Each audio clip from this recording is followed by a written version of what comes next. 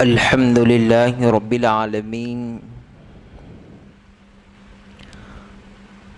والعاقبة للمتقين والصلاة والسلام على سيد الأنبياء والمرسلين وعلى آله وصحبه أجمعين أما بعد فأعوذ بالله من الشيطان الرجيم بسم الله الرحمن الرحيم إلا تنصروه فقد نصره الله إذ أخرجه الذين كفروا ثاني اثنين إذ هما في الغار إذ يقول لصاحبه لا تحزن إن الله معنا فأنزل الله سكينته عليه وأيده بجنود لم تروها وجعل كلمة الذين كفروا السفلى وكلمة الله هي العليا والله عزيز حكيم. وقال رسول الله صلى الله تعالى عليه وسلم الدنيا سجن المؤمن وجنة الكافر أو كما قال على النبي صلى الله عليه وسلم. غوث اعظم بمنی بے سر و ساما مددی قبلہ دی مددی کعبہ ایماں مددی بگرداب بلا افتاد کشتی ضعیفانی شکستہ رات پشتی بحق خواجہ عثمان ہارون مدد کن یا معین الدین چشتی مدد کن یا معین الدین چشتی مدد کن یا معین الدین چشتی. حضور خطیب ملت خطیب اہل سنت حضرت العلامہ مولانا حافظ قاری محمد عرفان قادری صاحب قبلہ دامت برکاتہم القدسیہ نائب نگران عالمی تحریک سنی دعوت اسلامی تلنگانہ و آندھرا پردیش، مبلغین سنی دعوت اسلامی و حاضرین اکرام، السلام علیکم ورحمۃ اللہ وبرکاتہ.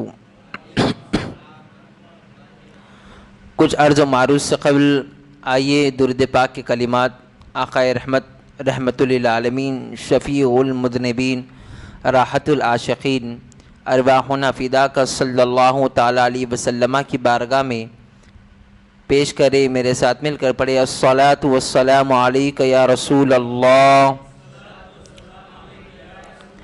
الصلاۃ والسلام علیک یا نبی اللہ، الصلاۃ والسلام علیک یا نور اللہ، صلی اللہ تعالی علیہ وسلم.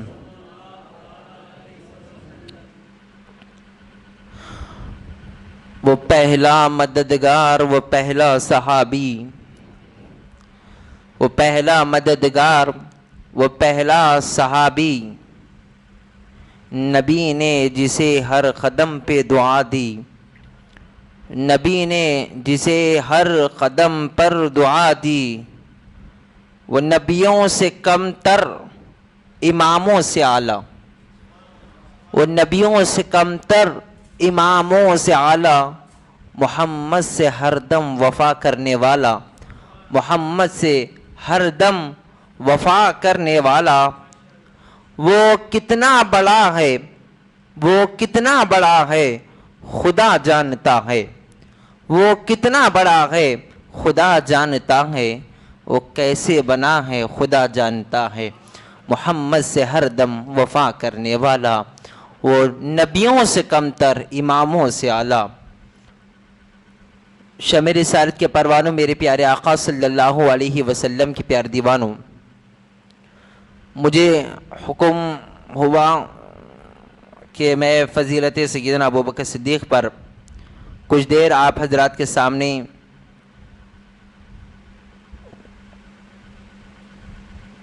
اپنے بساط و علم کے مطابق سیدنا ابوبکر صدیق رضی اللہ تعالیٰ عنہ کی حیات طیبہ کے کچھ گوشوں کو آپ کے سامنے پیش کروں. اور جو مجھے وقت دیا گیا ہے انشاءاللہ اس وقت میں پوری کوشش کروں گا کہ میں اپنی موضوع کو ختم کروں. لیکن حقیقت یہ ہے کہ سیدنا ابو بکر صدیق رضی اللہ تعالیٰ عنہ اور سیدنا مولا علی رضی اللہ تعالیٰ عنہ، ایک طویل حدیث ہے جس کا صرف آخری جملے پیش کر رہا ہوں. سیدنا ابو بکر صدیق رضی اللہ تعالیٰ عنہ، حضرت علی مرتضیٰ دونوں اپنے اپنے مکانات سے نکلے اور نکل کر حضور پاک علیہ الصلوۃ والتسلیم کے گھر کے باہر اتفاقاً دونوں ایک ہی ساتھ تشریف لائے اور دونوں کا ارادہ تھا کہ میں رسول اللہ صلی اللہ علیہ وسلم کی زیارت کروں.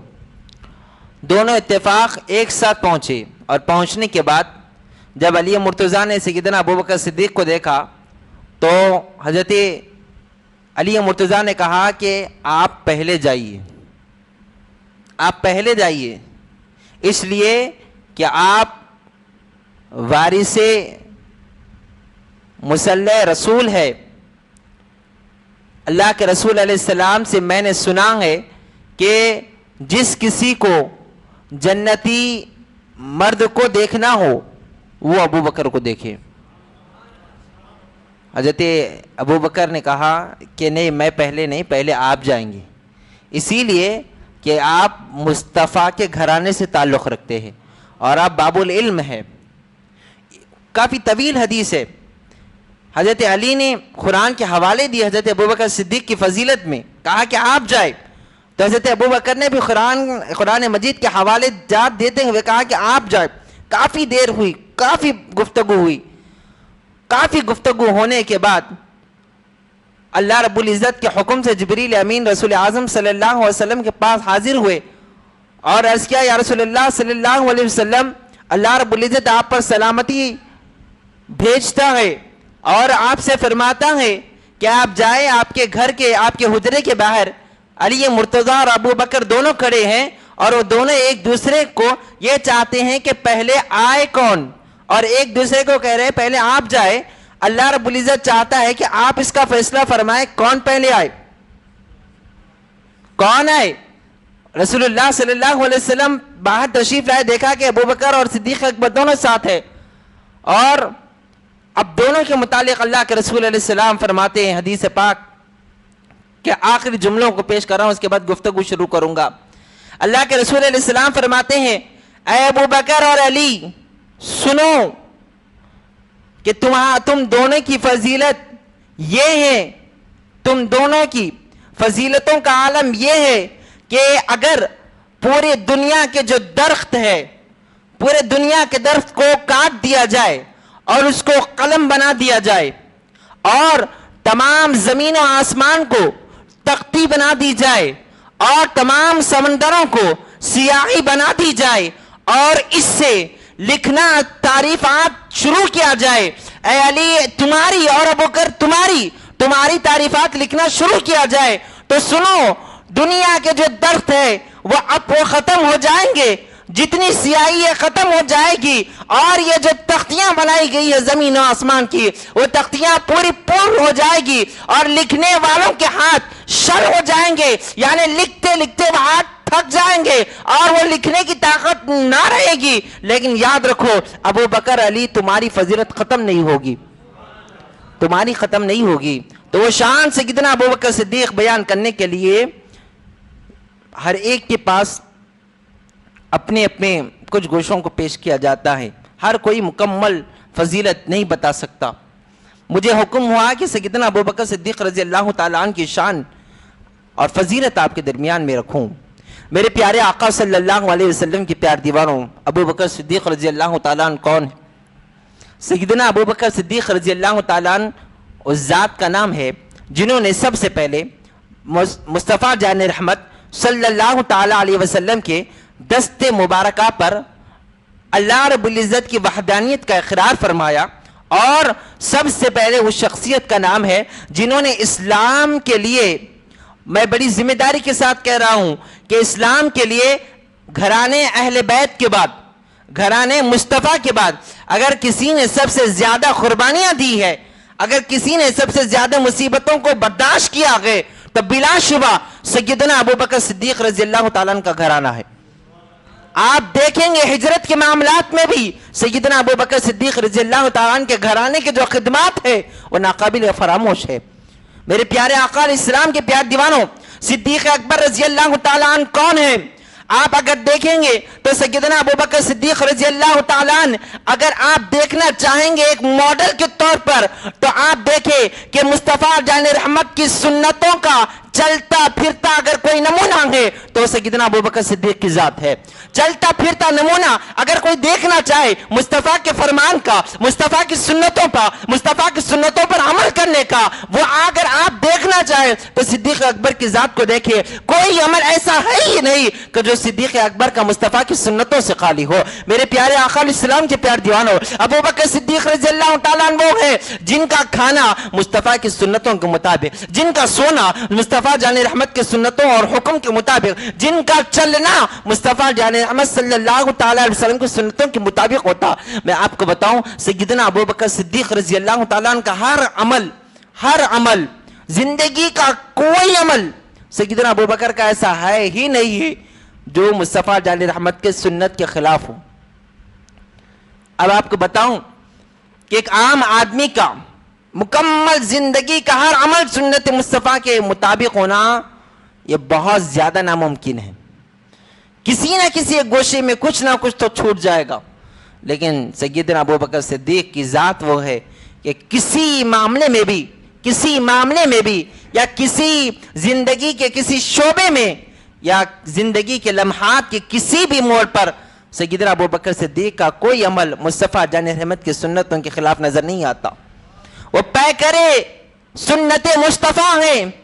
اگر آپ کسی کو دیکھنا ہے مصطفیٰ جان رحمت کی سنتوں کا مجسمہ تو سیدنا ابوبکر صدیق رضی اللہ تعالیٰ عنہ کی ذات مبارکات۔ سیدنا ابوبکر کی خصوصیات کئی ایک، عشق رسول کا جذبہ سب سے زیادہ درجہ طودا پر، مصطفیٰ جان رحمت کے فرمان پر عمل کا جذبہ، مصطفیٰ جان رحمت صلی اللہ تعالی علیہ وسلم کے اوپر اپنی جانثاری کا جذبہ اور سنت مصطفیٰ پر عمل کا جذبہ۔ تین باتیں عرض کر کر اپنی گفتگو ختم کروں۔ آج عشق مصطفیٰ کا جو ہم دعویٰ کرتے ہیں، لیکن کیا ہمارا دعویٰ عشق مصطفیٰ کے عین مطابق ہو سکتا؟ حقیقی عشق مصطفیٰ کس کو کہتے ہیں؟ ابوبکر صدیق سے سنیں۔ ابھی ابتدائی دور اسلام کا زمانہ ہے، جب کھلم کھلا تبلیغ دین کا حکم نہیں تھا، اللہ رب العزت کی طرف سے حکم نہیں آیا تھا کہ تبلیغ عام طور پر لوگوں میں کہی جائے، بس ان لوگوں میں تبلیغ کی جاتی جو ہم خیال ہوتے ان میں تبلیغ کی جاتی۔ حضرت ابوبکر صدیق رضی اللہ تعالیٰ عنہ حضور پاک علیہ السلام کے پاس حاضر ہوئے، عرض کیا رسول اللہ آپ اجازت عطا فرمائے کہ میں جاؤں اور لوگوں میں عام تبلیغ کروں۔ عام لوگوں کو اللہ کے رسول علیہ السلام نے فرمایا بھی حکم آنا باقی ہے، انتظار کرو کچھ دن بے چینی کیفیت میں گزاری، پھر آئے اللہ کے رسول علیہ السلام کی بارگاہ میں، عرض کیا رسول اللہ حکم دے۔ اللہ رب العزت نے حکم دیا کہ اب جاؤ تبلیغ دین کرو۔ اعلان ہوا، اللہ کے رسول علیہ السلام کی اجازت کے فوراً بعد سیدنا ابوبکر صدیق بازار مکہ میں گئے، مکہ کے بازار میں چلے گئے اور دعوت دینے لگے۔ کون سی دعوت؟ وہ جو ایک خدا کی دعوت ہے، وحدہ لا شریک لہ کی دعوت ہے۔ اور سیدنا ابوبکر صدیق رضی اللہ تعالیٰ نے جیسے لوگوں کو دعوت دینے کا اعلان کیا اور جیسے ہی دعوت پیش کی، جس کے پاس ہاتھ میں جو چیز ہوتی، جس کے پاس جتنے لوگ وہاں پر تھے، جس کے ہاتھ میں جو چیز تھی وہ سیدنا ابوبکر صدیق پر پھینک کر مارنے لگے، اور سیدنا ابوبکر صدیق رضی اللہ تعالیٰ عنہ کو انہوں نے گھیر لیا اور گھیر کر مارنا شروع کیا۔ بتایا جاتا ہے سیدنا ابوبکر صدیق رضی اللہ تعالیٰ عنہ کے جسم کا کوئی ایسا حصہ باقی نہیں رہا جس پر زخم نہیں آئے، مکمل طور پر، اور جس کے ہاتھ میں جو رہا اس سے مارا، اتنا کہ تکلیف بڑی اور سیدنا ابوبکر صدیق بے ہوش ہو گئے اور زمین پر آ گئے۔ ان لوگوں نے سوچا کہ مار دیا جائے۔ سیدنا ابوبکر صدیق رضی اللہ تعالیٰ عنہ کو نہ ان لوگ شہید کرنے کے ارادے میں تھے، لیکن چونکہ سیدنا ابوبکر صدیق رضی اللہ تعالیٰ عنہ قبیلہ قریش سے تعلق رکھتے اور بہت اثردار قبیلے سے آپ کا تعلق تھا، تو انہوں نے کہا کہ یہ بہت زیادہ طاقتور قبیلے سے ہے، ان کو قتل کر دیا جائے گا، اگر ان کو شہید کر دیا جائے گا تو پھر ان کے جو خاندان والے ہیں وہ بہت سخت، اس لیے چھوڑ دیا گیا، لیکن تکلیف بہت ہوئی۔ آپ غور فرمائیں، انسان بے ہوش کب ہوتا ہے؟ حد سے زیادہ اسے صدمہ پہنچ جائے یا پھر تکلیف بہت زیادہ اپنے حدود کو پار کر دیا جائے تب ہو۔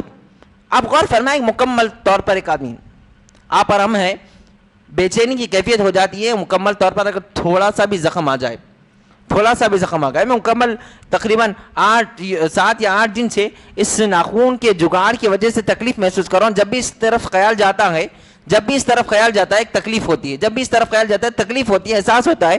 آپ غور فرمائیے کہ مکمل جسم تکلیف میں ہے مبتلا، مکمل جسم پر زخم آ چکے ہیں، جسم کا کوئی ایسا حصہ نہیں ہے، اس وجہ سے اتنا ابوبکر بے ہوش ہو گئے۔ روایتوں میں الگ الگ آتا ہے، کسی نے لکھا 1، کسی نے لکھا 2، کسی نے لکھا 3 دن تک سیدنا ابوبکر صدیق بے ہوش رہے، 3 دن تک بے ہوش رہے۔ زخموں کی کیفیت کا عالم آپ اندازہ لگائے کہ اس تکلیف کے مارے 3 دن بے ہوش ہے۔ اس کے بعد جب سیدنا ابوبکر صدیق رضی اللہ تعالیٰ عنہ کو ہوش آیا، جب ہوش میں سیدنا ابوبکر صدیق رضی اللہ تعالیٰ عنہ آئے، میرا اور آپ کا عالم یہ ہوتا ہے، عام مریضوں کا یہ عالم ہوتا ہے، دنیا کے کسی بھی مریض کا دیکھ لے جو بے ہوش ہو جائے اور ہوش میں آنے کے بعد، اور اگر وہ 1 دن کے بعد ہوش میں آتا ہے، تو میرا آپ کا دنیا کے کسی بھی مریض کا یہی ہوتا ہے کہ مجھے بھوک لگ رہی ہے۔ اس کا پہلا جملہ یہ ہو سکتا ہے مجھے بھوک لگ رہی ہے، یا مجھے پانی دو، یا پھر مجھے تکلیف ہو رہی ہے، یا پھر میں کہاں ہوں۔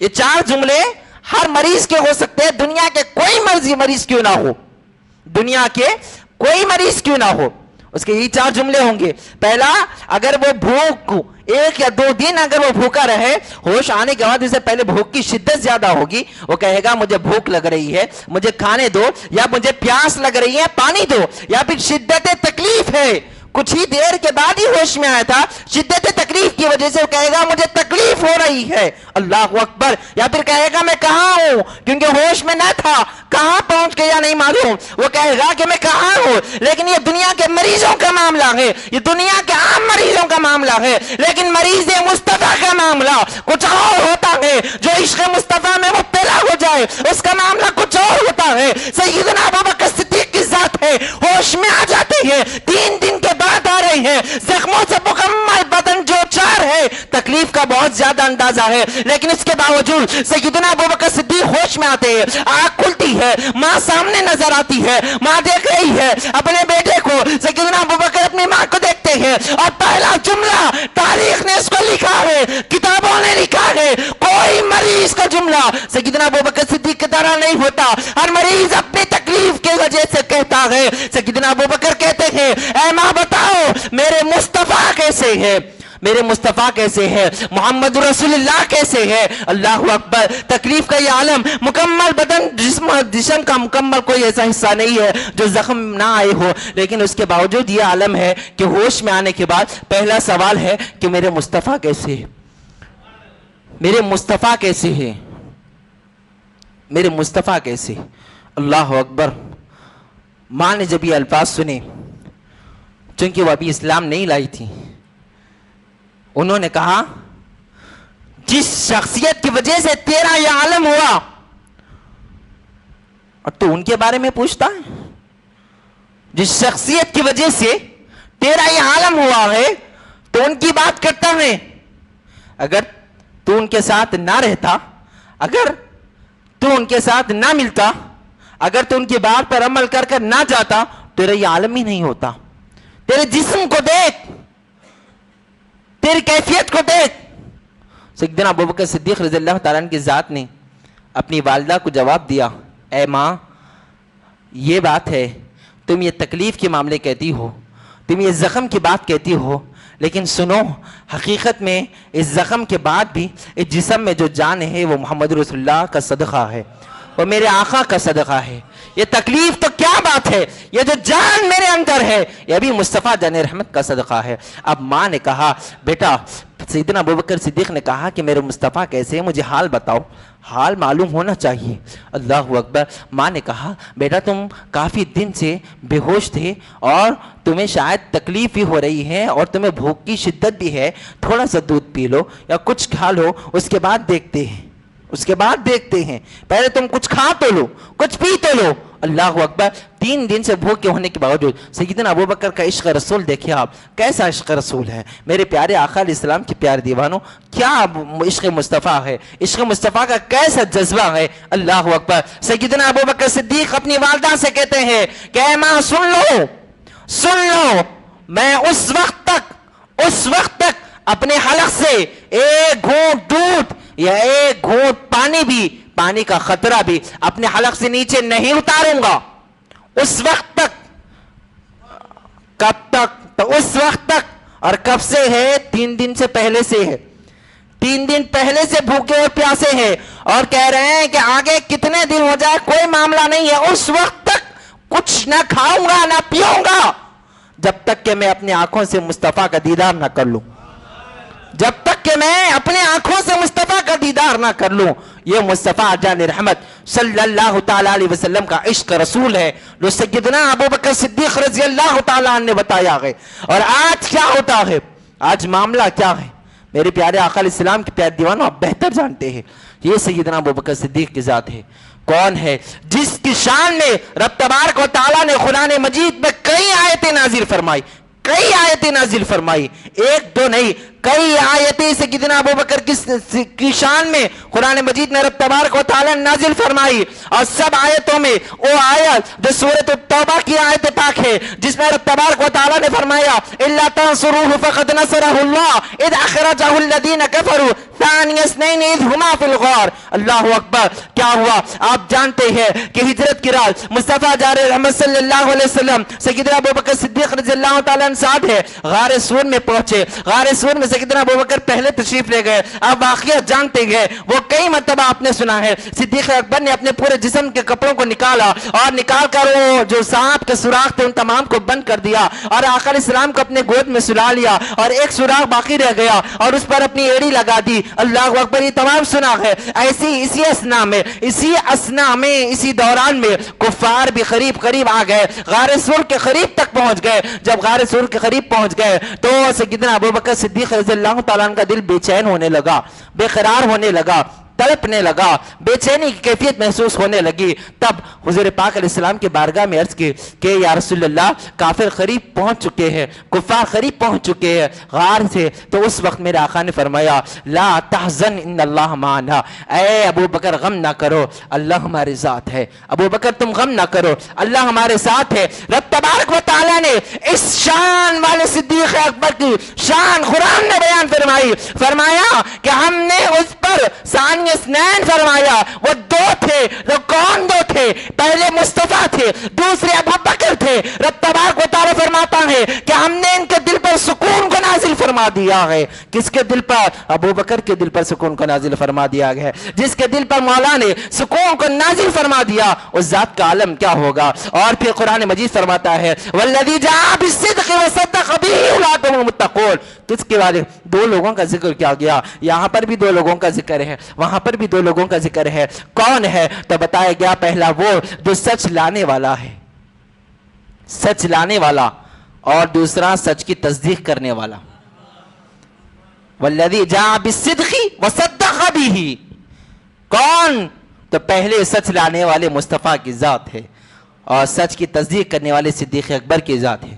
سب سے پہلے جنہوں نے اسلام کے دامن کو تھاما اور اسلام کے لیے جدوجہد کی ہے, اسلام کی ترویج و اشاعت کے لیے, تو سیدنا ابوبکر صدیق کی ذات ہے جس کی شان میں رب تبارک و تعالیٰ نے قرآن مجید کی کئی آیتوں کو نازل فرمایا.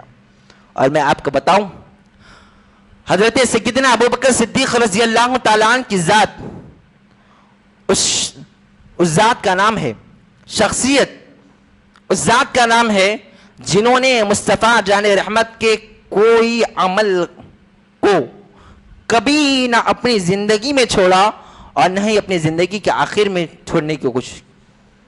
دو باتیں کہتے ہیں اپنی گفتگو کو ختم کی طرف لا لوں. آقا علیہ السلام کے حکم پر عمل کا جذبہ سیدنا ابوبکر صدیق کا. سیدنا ابوبکر صدیق فرماتے ہیں کہ میرا جو وجود ہے، میرے پیدا ہونے کا مقصد اور میری زندگی کا مقصد کیا ہے. تو ہمارا اور آپ کی زندگیوں کا مقصد کچھ اور ہوتا ہے، ہر ایک کا مقصد اور ہے. ہم کسی کو فالو کرتے ہیں، ہم کسی کو چاہتے ہیں، کسی سے محبت کرتے ہیں. تو کوئی اقتدار کے لیے کرتا ہے تاکہ میں اس سے محبت کرتا رہوں، اس کے قریب ہوتا رہوں، اور یہ جب آگے بڑھ جائے تو مجھے بھی اس کے ساتھ لے لے. کوئی دولت کے لیے کرتا ہے. جب بزنس ہم کرتے ہیں، ایک دوسرے سے ملاقاتیں ہوتی ہے تو کچھ نہ کچھ مروت ہوتی ہے کہ میرا بزنس ہے، یہ بزنس میں کچھ تال میل ہو جائے. لیکن ابوبکر صدیق کا الگ معاملہ ہے. ابوبکر صدیق فرماتے ہیں، کون ابو بکر؟ تو اس کا بھی ذکر میں آپ کے سامنے کروں گا. حضرت ابوبکر صدیق فرماتے ہیں کہ میرے زندگی کے 3 مقاصد ہیں. پہلا مقصد یہ ہے کہ میں ہمیشہ مصطفیٰ کو دیکھتا رہوں. میں اپنی ماتھے کی آنکھوں سے ہر وقت مصطفیٰ کا دیدار کروں. یہ میرا مقصد حیات ہے. پیدا ہونے کا مقصد بتا دیا کہ میرا پہلا مقصد یہی ہے کہ میں ہر وقت مصطفیٰ کا دیدار کروں، ہر وقت مصطفیٰ کا دیدار کروں. اللہ اکبر. فرمایا میرا دوسرا مقصد یہ ہے کہ میرے پاس جتنی دولت ہے، میرے پاس جتنا مال ہے، جتنی دولت ہے، اللہ اکبر. فرمایا کہ میرا مقصد یہ ہے کہ میں سب کا پورا مال مصطفیٰ جان رحمت کے نام پر لوٹا دوں. میرا مقصد یہ ہے، مقصد یہ نہیں کہ وہ مال کو ڈبل کیا جائے، ٹرپل کیا جائے، بزنس کیا جائے. کہا کہ میرا زندگی کا مقصد یہ ہے کہ میرے پاس اتنی دولت ہے، یہ دولت مصطفیٰ کے نام پر قربان کر دوں. اور پھر تیسرا مقصد جو بتایا وہ اپنی بیٹی سیدہ عائشہ کے متعلق بتایا کہ میرا جو مقصد تھا وہ یہ تھا کہ میں چاہتا کہ میری بیٹی سیدہ عائشہ رسول اللہ صلی اللہ علیہ وسلم کی زوجیت میں شامل ہو جائے، اور یہ بھی میرا مقصد پورا ہو گیا. تینوں مقصد مصطفیٰ جان رحمت سے لگاؤ کے لیے سیدنا ابوبکر کے تھے. اور آپ کو بتاؤں سیدنا ابوبکر نے وہ شخصیت ہے جنہوں نے اسلام کے لیے کئی قربانیاں دی ہیں اور اپنے مال کے ذریعے اسلام کو بہت زیادہ مدد فرمائی ہے. اسلام کو بہت زیادہ مدد فرمائی ہے. سیدنا بلال کو آزاد کرانے والی ذات سیدنا ابوبکر صدیق کی. حضرت بلال کا بھی وہ جذبہ، سیدنا ابوبکر کا بھی وہ جذبہ. دیکھتے ہیں حضرت بلال ابھی غلام تھے، اسلام تو لا چکے تھے لیکن غلام تھے، تو انہیں تکلیفیں دی جاتی تھی. ابوبکر صدیق رضی اللہ تعالیٰ عنہ کا برداشت نہ ہوتا. ایک مرتبہ آپ نے حضرت بلال سے کہا کہ اے بلال اتنی تکلیفیں کیوں برداشت کرتے ہو، ایک مرتبہ ان کے کہنے پر ہاں کہہ دو. حضرت بلال نے کہا نہیں ابوبکر، میری جان چلی جائے مگر میں ان کی بات کو نہ سنوں گا. حضرت ابوبکر گھر گئے اور گھر جا کر آپ نے اپنے طرف سے قاصد کو حضرت بلال کے مالک کے پاس بھیجا اور انہیں پیسے دے کر بھیجا اور کہا کہ جاؤ کہو کہ بلال کو آزاد کرتے ہو، کیا رقم لیتے ہو. وہ آیا، حضرت بلال سے پوچھا، حضرت بلال کے مالک سے پوچھا کیا تم بلال کو آزاد کر دو گے، رقم بولو. اس نے کہا کہ میں ان کو رکھ کر بھی فائدہ نہیں ہے، کیونکہ میں ان کو رکھا ہوں اور میں نے انہیں پہلے لالچیں دی ہیں تاکہ وہ اسلام سے پھر جائے، یہ پھرتا نہیں ہے، اور میں اتنی تکلیفیں دیتا ہوں تب بھی یہ نہیں پھرتا ہے، اب یہ میرے کوئی کام کا نہیں ہے، لہٰذا اس کو نکال دو. لیکن چونکہ مسلمان خود سے خریدنے کے لیے آ رہے ہیں، لہٰذا میں ایک ایسی قیمت ان کو بولوں گا تاکہ خریدنے کے موقف میں نہ ہو، خریدنے کے موقف میں نہ ہو. اب مثال کے طور پر اگر اس وقت میں اگر غلام کی کوئی قیمت تھی، مثال کے طور پر اگر 200 درہم اس دور میں تھے، تو اس نے اب بڑھا کر کہا کہ ہم 400 درہم لیں. مثال کے طور پر بتا رہا ہوں 400. حضرت ابوبکر صدیق رضی اللہ تعالیٰ عنہ کے جو قاصد تھے، جو آپ کے ساتھ تھے، آپ نے بھیجا تھا، آپ نے فوراً اس کے سامنے پیش کر دی، فوراً پیش کر دی. وہ حیران ہو گیا کہا کہ میں نے تو سمجھا کہ جب میں یہ آفر آپ کو بتاؤں گا کہ مجھے اتنے چاہیے، میں سمجھتا تھا کہ آپ خریدیں گے ہی نہیں، لیکن آپ نے مجھے دے دیا. انہوں نے کہا نادان، تو کیا جانتا ہے بلال کی قیمت کیا ہے؟ صدیق اکبر نے مجھے، تو نے 4 کہا تھا، صدیق نے مجھے 8 دے کر بھیجا تھا. صدیق اکبر جانتے ہیں تو کتنا ہے. اور بلال کی قیمت کا عالم، بلال کے ایمان کا عالم یہ ہے، وہ ابو بکر صدیق ہے جنہوں نے اسلام کے لیے قربانیاں دی ہیں۔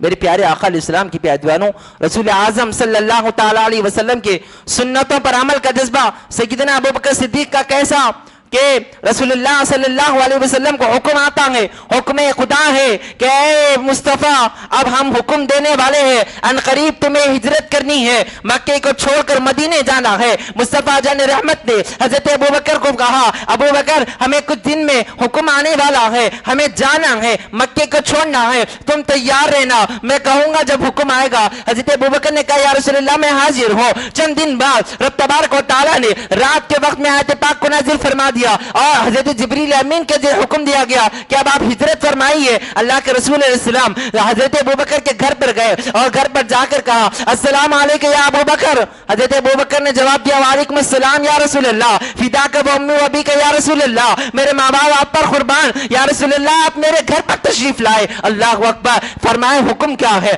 آقا مجھے حکم فرمائے۔ حضرت ابوبکر سے آقا نے فرمایا اے ابوبکر میں نے تم سے کہا تھا کہ ہجرت کا حکم آنے والا ہے، اللہ ہم کو حکم دینے والا ہے کہ ہمیں مکے چھوڑ کر مدینے جانا ہے، ہمیں ہجرت کرنی ہے۔ ابو بکر آج حکم آ چکا ہے، آج کی رات ہمیں ہجرت کرنی ہے۔ سیدنا ابو بکر صدیق فرماتے ہیں یا رسول اللہ مجھے کچھ مہلت عطا فرمائیے، جیسا ہم کہتے ہیں 1 منٹ میں بھی آتا ہوں۔ سیدنا ابو بکر اپنے گھر میں جاتے ہیں اور اپنی پوٹلی لے کر واپس آ جاتے ہیں، کہتے ہیں یا رسول اللہ میں تیار ہوں، چلیے کہاں چل رہا ہے،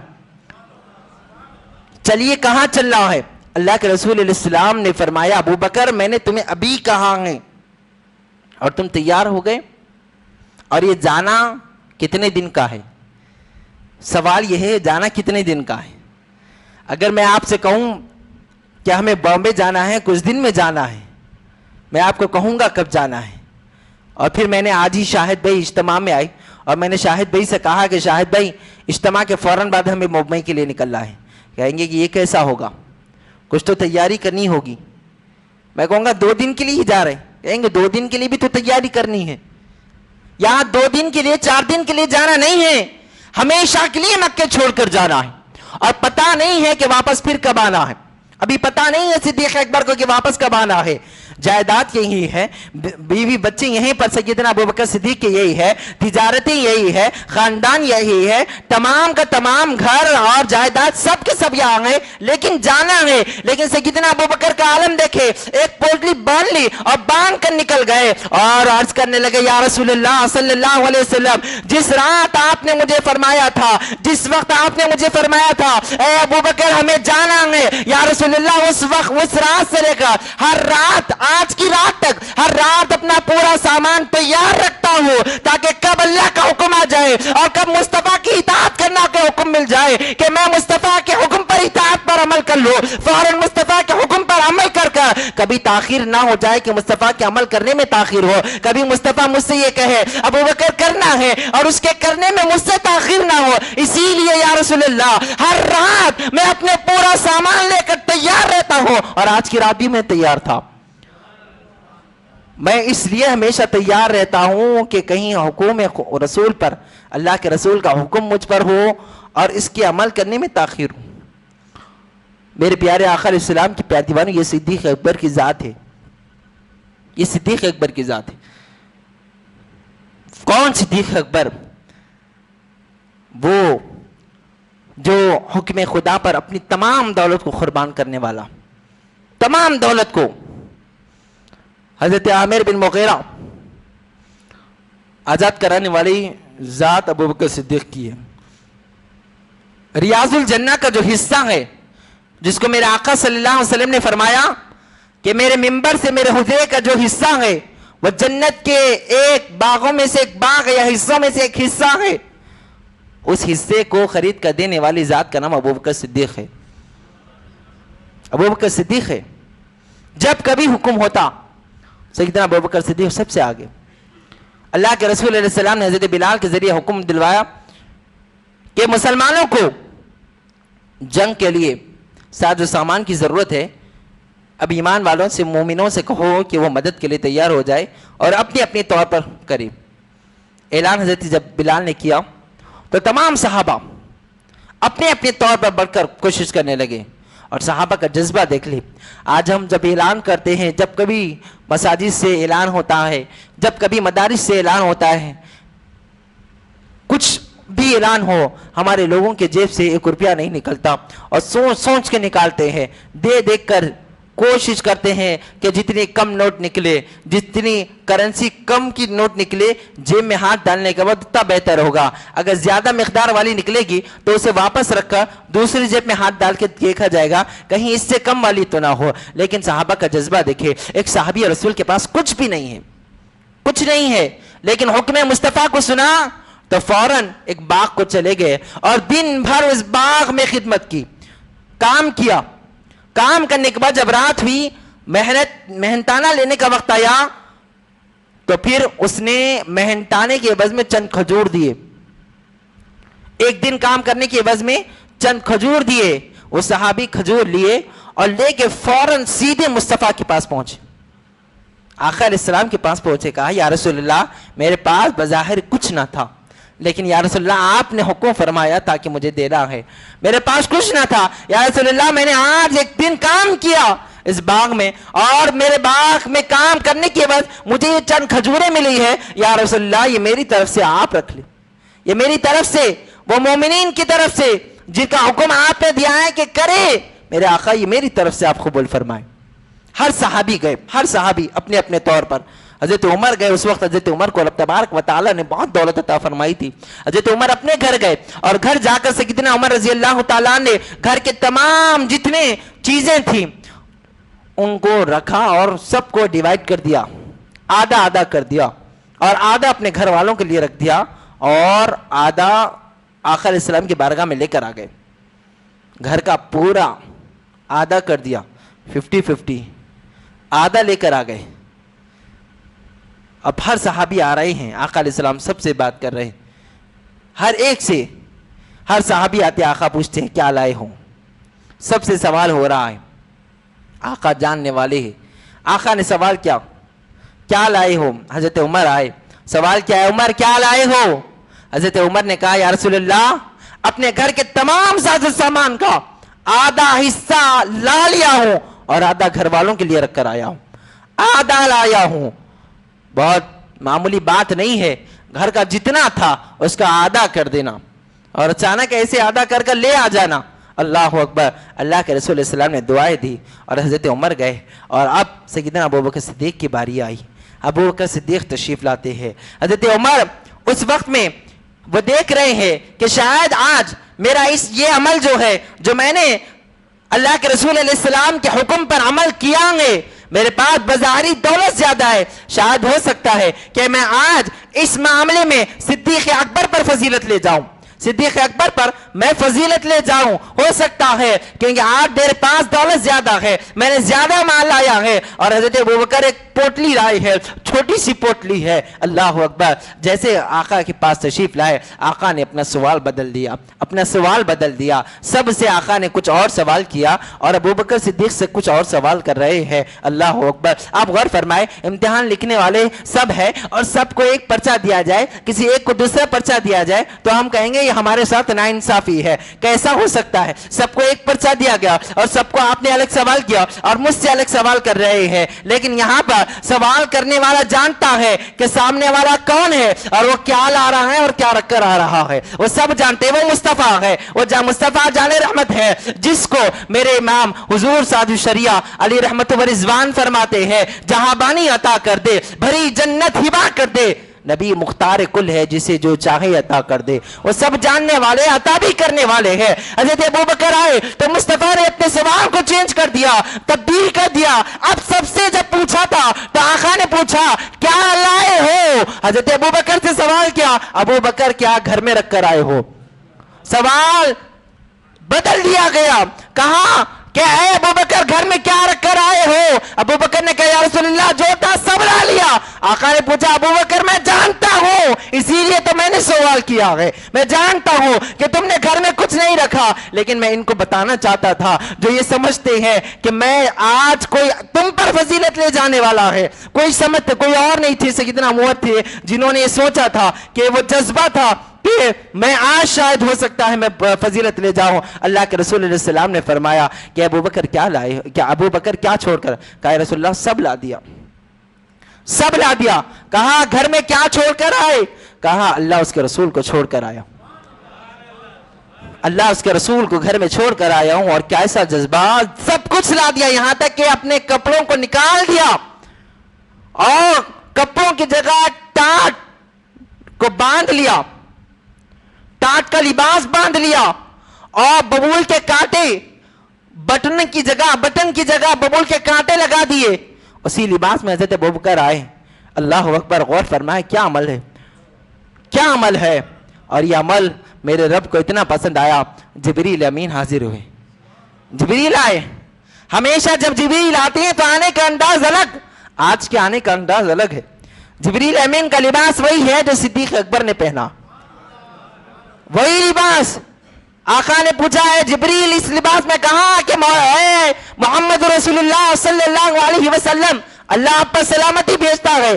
اور آج ابو بکر کا لباس اللہ کو اتنا پسند آیا ہے کہ رب تبارک و تعالیٰ نے مجھے بلا کر حکم دیا, اے جبریل تم بھی ایسا لباس پہنو اور جاؤ آسمان و زمین کے سبھی فرشتوں کو ندا لگاؤ کہ وہ سب کے سب وہی لباس زیب و تن کرے جو صدیق اکبر نے پہنا ہے.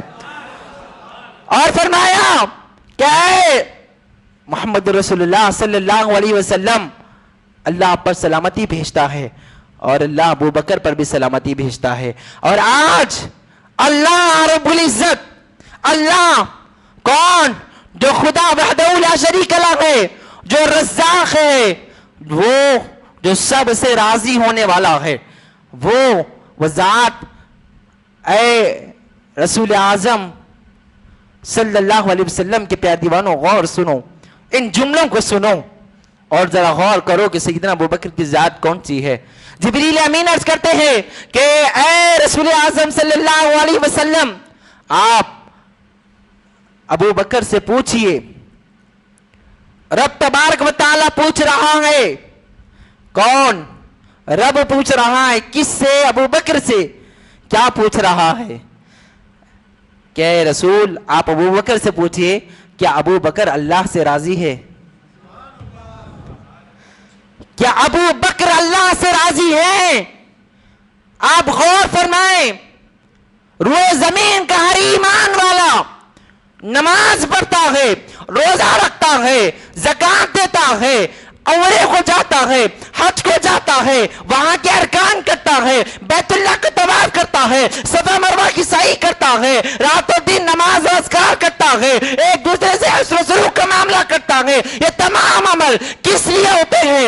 ایک بندے سے پوچھو تو بندہ کہتا ہے میرا یہ عمل میرے مولا کو راضی کرنے کے لیے ہے, تاکہ میرا یہ عمل, میرا مولا اس عمل سے راضی ہو جائے اور راضی ہو کر رب اپنے جنت کا پروانہ مجھے دے دے. وہ میرا مولا رب کو راضی ہونے کے لیے عمل کر رہا ہے, وہ رب کو راضی کرنے کے لیے جو تمام انسان عمل کر رہے ہیں, وہ رب ابو بکر سے پوچھ رہا ہے کہ ابو بکر تم راضی ہو.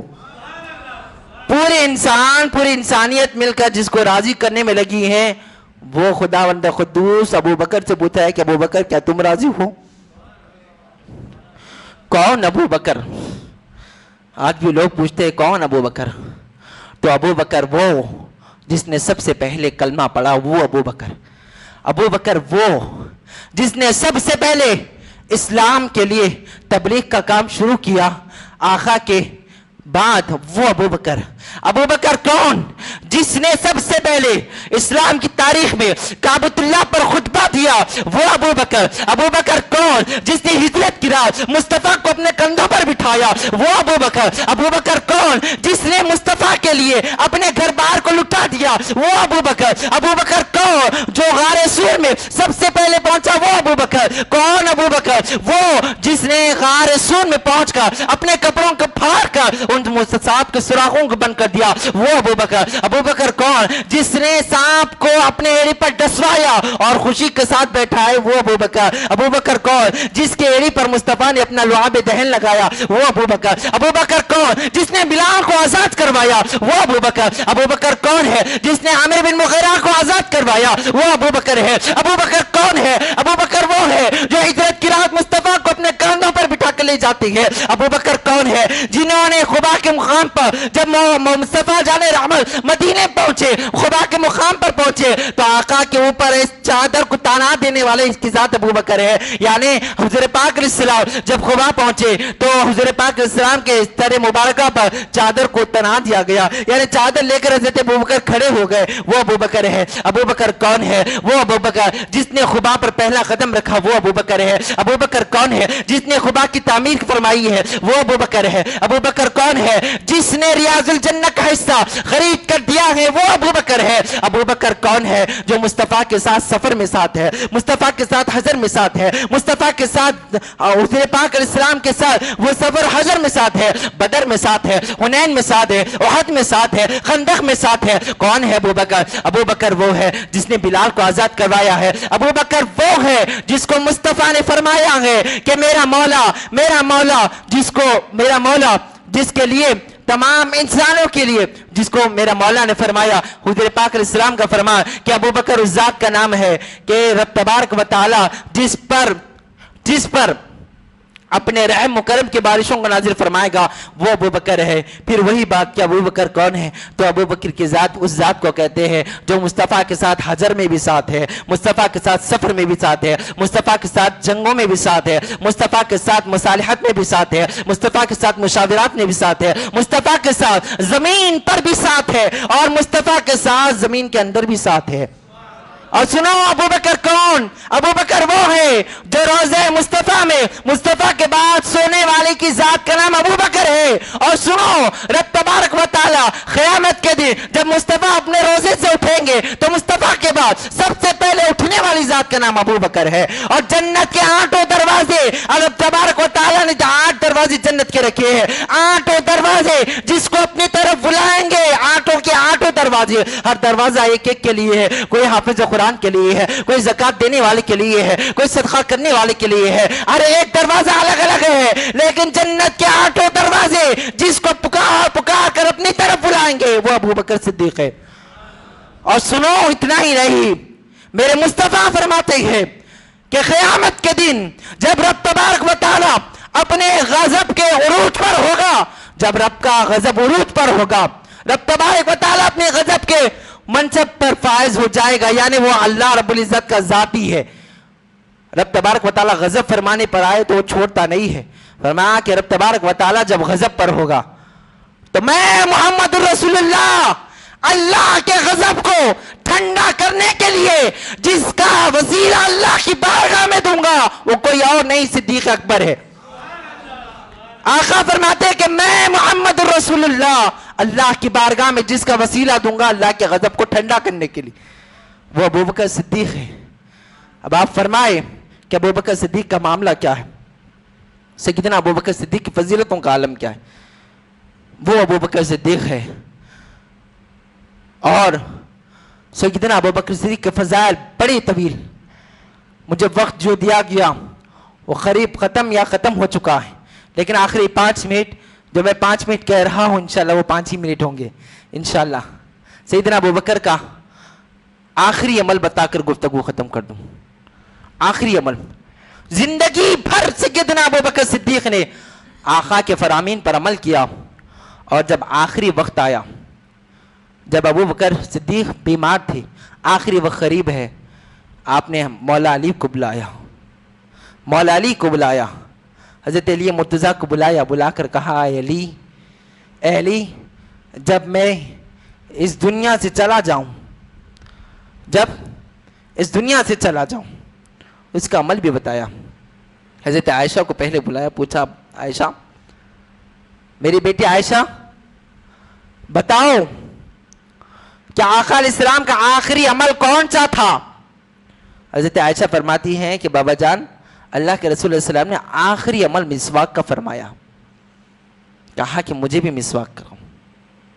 پھر علی مرتضیٰ کو بلایا اور بلا کر کہا علی تم وہ ہو جس نے مصطفیٰ کو غسل دیا ہے، اے علی مجھے بھی تم ہی غسل دینا، اے علی مجھے بھی تم ہی غسل دینا۔ ایک کیسی سنتوں کا جذبہ، کیسی سنتوں کا، محبت رسول کا جذبہ کہ دنیا میں بھی وہی عمل جو مصطفیٰ نے کیا اور آخر میں جاتے وقت بھی وہی عمل ہے. اور پھر فرمایا کہ علی سنو، مصطفیٰ کو کفن کے طور پر جتنی چادریں دی گئی تھی ابو بکر کو بھی اتنی ہی دینا ہے، اس میں نہ زیادتی کرنا ہے نہ کمی کرنا ہے، کیونکہ وہ میرے مصطفیٰ کی سنت ہے. آخری عمل، بالکل آخری، یہاں پر کچھ معاملہ نہیں ہوتا، مگر یہاں پر بھی حضرت ابوبکر فرما رہے ہیں کہ مصطفیٰ کی سنت کو پہلے خیال رکھنا. یہ سیدنا ابوبکر صدیق کی ذات ہے. اور سیدنا ابوبکر صدیق کا عمل جو محبت رسول میں ہوتا ہے. آج کل الگ الگ محبتیں ہیں. آج کل کی محبتیں، اس کو محبت نہیں کہا جاتا کہ ایک سال ایک محبوب رہا، دوسرا سال دوسرا محبوب آ گیا، اور دوسرا سال کسی اور کے ساتھ محبت جڑی ہوئی ہے. یہ محبتیں نہیں ہوتی، اس کو عیاشیاں کہا جاتا ہے جو ہمارے لوگوں نے محبتوں کا نام دیا ہے.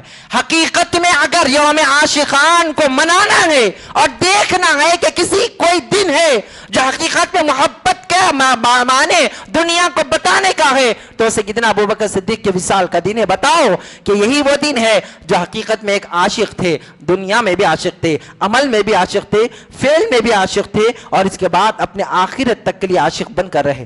کیسا کہ ایک سال ایک کے ساتھ، دوسرے سال دوسرے کے ساتھ نہیں، بلکہ ابوبکر صدیق نے اپنے آقا سے ایسی محبت فرمائی کہ زمین پر بھی ساتھ رہے اور زمین کے اندر بھی ساتھ ہے. یہ محبت کا جذبہ ہے، اور اس کے لیے آقا علیہ الصلوۃ والتسلیم کا محبت کا عظیم جذبہ پیش کرنے کی ضرورت ہے.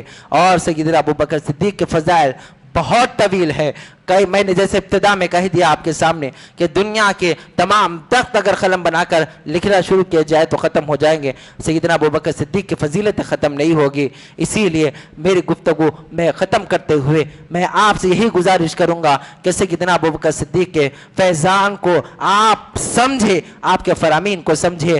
سیدنا ابوبکر صدیق رضی اللہ تعالیٰ عنہ اس ذات کا نام ہے جو فضل رب العلا ہے. سیدنا ابوبکر فضل رب العلا ہے، اور سیدنا ابوبکر صدیق عطائے مصطفیٰ ہے. ان جملوں کو غور سے سنیں.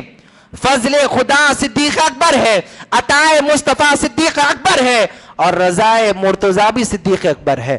رضائے مرتضیٰ بھی صدیق اکبر ہے. رب تبارک و تعالی مجھے آپ کو ہم تمام کو کہنے سننے سے زیادہ عمل کی توفیق عطا فرمائے. سیدنا ابوبکر صدیق کے فرامین پر عمل کی توفیق و ہدایت عطا فرمائے. آمین بجاہ سید المرسلین وعلی آلہ وصحبہ اجمعین والحمدللہ رب العالمین. السلام علیکم.